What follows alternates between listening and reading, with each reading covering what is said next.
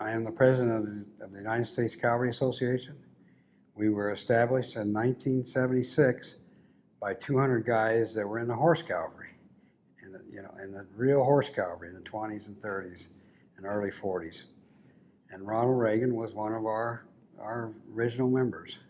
And a lot of people don't know this, but Ronald Reagan was the last president that was in the horse cavalry. Tell me a little bit about your relationship with Ed Ramsey and the stories you know about him. He's quite a man. He was one of the heroes we shouldn't forget. Said he started out as a cavalryman, went to a cavalry school here in Oklahoma. And he joined 26 Cav, which is dutied in the Philippines.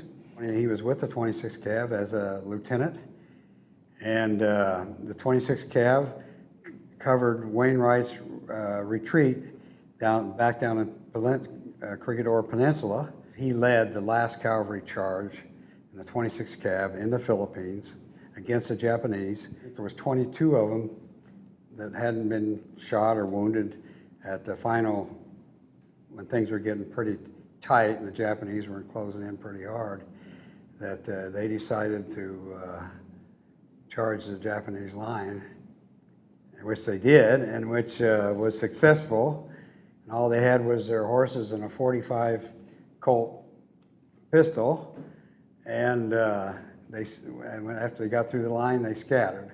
And he ended up fighting with the resistance against the Japanese, the Philippine Resistance Corps, and he ended up finally he ended up the head of like 400,000 men that was fighting the Japanese in the resistance, Filipino resistance. We should tell this story because it's a big part of American history, and it's a big part of history that people don't know about. And it was the last mounted cavalry charge that we had. And here's what, there are so many heroes we don't remember. So many great, dedicated soldiers that have fought and died for this country that we forget, and we shouldn't forget that. I don't want them to forget Ed, and he's one of the outstanding cavalrymen, and we need to keep the story alive for future generations.